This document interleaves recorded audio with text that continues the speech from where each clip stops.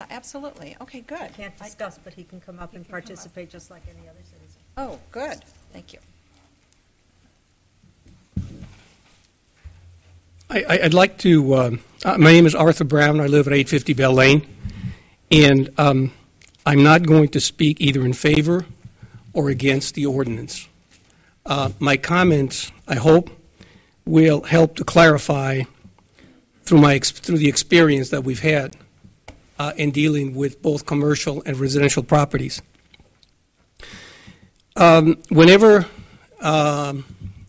an owner builds a building or renovates the building, they have to do it in accordance to the code that particular municipality has.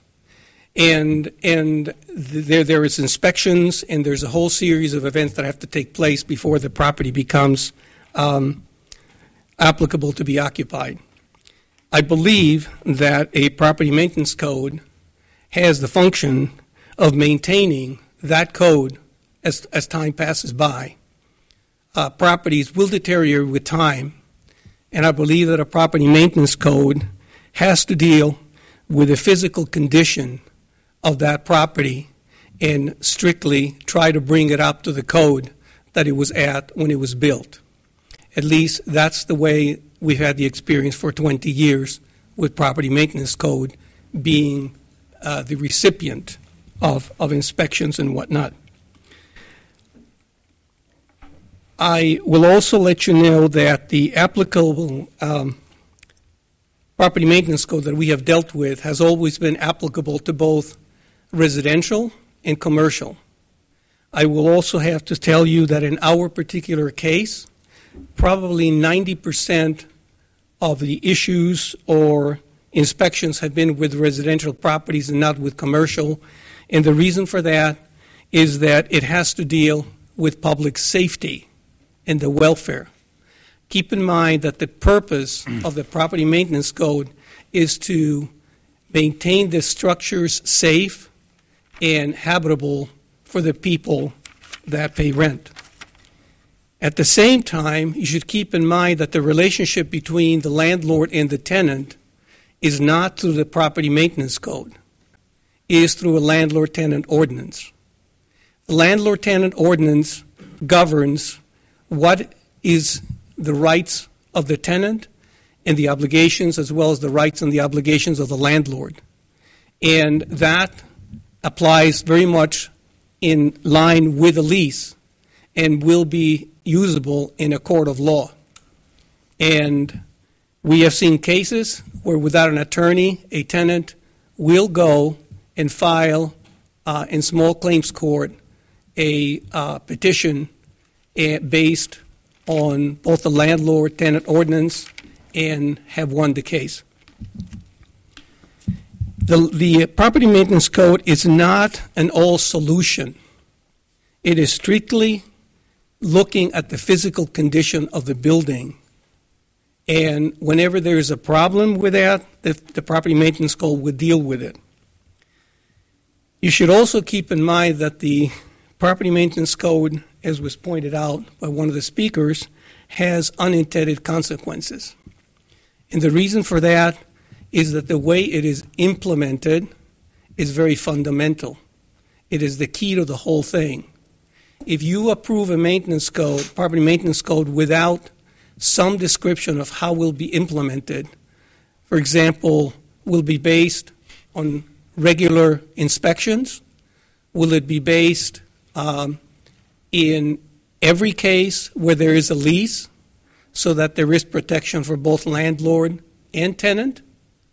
If you apply it to only certain structures, I don't think you will be keeping in with the safety and the welfare of the people that are paying rent, as well as the landlords that have to provide that.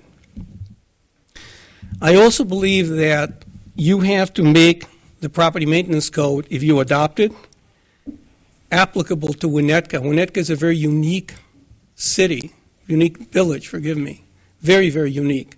And the commercial buildings as well as the residential buildings are very, very unique. I think you should really pay attention to the fact that there are some unique situations in Winnetka and they should be dealt with. On the other side of the coin, you should look at the fact that every time you ask an owner to do something for the building, there's a cost involved. And you have to balance that with the safety of the building and what is really necessary to maintain the occupancy. I don't argue in favor or against, but I do believe that if you craft something that will be applicable to Winnetka and will take into account the cost and how it is implemented and goes in hand with a tenant-landlord ordinance, you will probably have something that will really work for everybody's benefit. Thank you.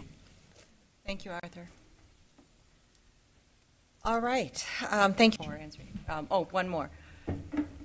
Two things. Have you made an analysis of this to determine items that would cause changes in what a landlord would do that's not related to life safety issues, so that it would be extra expense for the landlord? Question one. And question two is, where are the other building owners? Has the fact that this is under affordable housing caused them not to come out, or they weren't concerned, or what's the feedback? You know, I mean, one property owner showed up, and it is just generally my frustration with even having an owners association. They'll be here when it hits them square in the back pocket. They'll be here reactively, not proactively. And I'm sure it's the same way. I shouldn't discriminate against commercial property owners. I'm sure that's how it is with residents here. You have affordable housing or streetscape going on for 3 years. They wait till the last council meeting, the last one, to show up and say, I'm against this. And that's, unfortunately, that's the animal I think all of us deal with. But your other question was? There's certain provisions in here, such as all windows have to be workable. Certain things have to be, washrooms have to be within so many feet of the work structure. Portable water, drinking water requirements. Also, this is a very broad code, maintenance code. And my question is, have you made an analysis of that to see what current business owners would have to put in to their properties to accomplish some of these things that this has covered? I haven't, and I think that's my point, is that everybody is at a different point in their ownership cycle. Everybody has different leases. Everybody has different obligations under their leases. You might have a building that has a bad roof, and under a triple net lease, it's the tenant that's the one that's deferring the maintenance on the roof or creating mold or whatever. So, that is the problem I look at with legislation. I recognize it has to be one size fits all. And the truth of the matter is, every property owner has a unique plight. And I think by and large, like I said, what really troubles me is definitely a few bad apples, but I think generally we have a very high batting average in this village for well-maintained, good properties.